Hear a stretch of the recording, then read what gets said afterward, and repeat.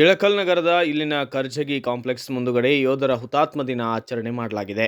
ಈ ಸಂದರ್ಭದಲ್ಲಿ ದಿವ್ಯ ಸಾನ್ನಿಧ್ಯವನ್ನು ವಹಿಸಿ ಮಾತನಾಡಿದಂತಹ ನಂದವಾಡಿಗೆಯ ಡಾಕ್ಟರ್ ಚನ್ನಬಸವ ಶಿವಾಚಾರ್ಯರು ಫೆಬ್ರವರಿ 14 ಪ್ರೇಮಿಗಳ ದಿನವನ್ನಾಗಿ ಆಚರಣೆ ಮಾಡುತ್ತಾರೆ. ಆದರೆ ನಮ್ಮ ಭಾರತೀಯ ಸಂಸ್ಕೃತಿ ವಲ್ಲದ ಆ ದಿನಾಚರಣೆ ಆಗಿದ್ದರಿಂದ ಇಂತಹ ಪಾಶ್ಚಿಮಾತ್ಯ ಸಂಸ್ಕೃತಿಯ ದಿನಾಚರಣೆಗಳನ್ನು ಭಾರತೀಯರಾದ ನಾವುಗಳು ಆಚರಣೆ ಮಾಡುವುದನ್ನು ಬಿಟ್ಟು ಪುಲ್ವಾಮಾ ದಾಳಿಯಲ್ಲಿ ಹುತಾತ್ಮರಾದ ಯೋಧರಿಗೆ ಶ್ರದ್ಧಾಂಜಲಿ ಸಲ್ಲಿಸಬೇಕೆಂದು ಹೇಳಿದ್ದಾರೆ. ಪುಲ್ವಾಮಾ ದಾಳಿಯಲ್ಲಿ ಭಾರತೀಯರಿಗೋಸ್ಕರ ಜೀವ ಬಲಿದಾನಗೈದ ಹುತಾತ್ಮರಿಗೆ ಶ್ರದ್ಧಾಂಜಲಿ ಸಲ್ಲಿಸುವ ಕಾರ್ಯಕ್ರಮವನ್ನು ಇಳಕಲ್ನ ಗೆಳೆಯರ ಬಳಗದ ವತಿಯಿಂದ ಮಾಡಲಾಗಿದ್ದು, ಈ ಒಂದು ಸಂದರ್ಭದಲ್ಲಿ ಗೆಳೆಯರ ಬಳಗದ ಉಮೇಶ್ ಶಿರೂರ್, ಅಪ್ಪು ಹಿರೇಮಠ್, ವಿಜಯ್ ಹಿರೇಮಠ್ ಸೇರಿದಂತೆ ಗೆಳೆಯರ ಬಳಗದ ಎಲ್ಲ ಯುವಕ ಮಿತ್ರರು ಶ್ರದ್ಧಾಂಜಲಿ ಕಾರ್ಯಕ್ರಮದಲ್ಲಿ ಭಾಗಿಯಾಗಿ ದೇಶ ಪ್ರೇಮವನ್ನು ಮೆರೆದಿದ್ದಾರೆ.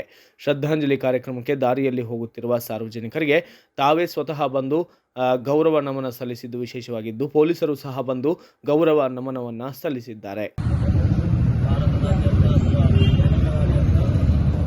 ಪ್ರೇಮಿಗಳ ದಿನ ಅಂತೇಳಿ ಎಲ್ಲರ ಜನಮಾನಸದೊಳಗಡೆ ನಮ್ಮದಲ್ಲದ ಆಚರಣೆಯನ್ನು ನೆನಪಿಟ್ಕೊಳ್ತೀವಿ.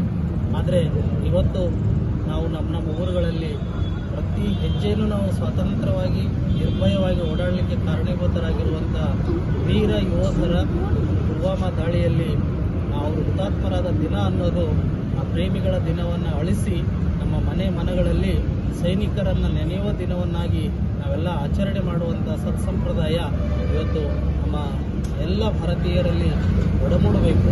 ಆ ನಿಟ್ಟಿನೊಳಗಡೆ ಒಂದು ಸಣ್ಣ ಹೆಜ್ಜೆಯಾಗಿ ಇವತ್ತಿನ ಈ ಕಾರ್ಯಕ್ರಮ ಇದಲ್ಲಿನ ಎಲ್ಲ ನಮ್ಮ ಆತ್ಮೀಯ ಸಹೋದರ ಮಿತ್ರರು ಹಾಗೆ ಗೆಳೆಯ ಮಿತ್ರರು. ಬ್ಯೂರೋ ರಿಪೋರ್ಟ್ ಧಾವಲ್ ಸೇಡಂ, ಭಾರತ ವೈಭವ ನ್ಯೂಸ್, ಇಳಕಲ್.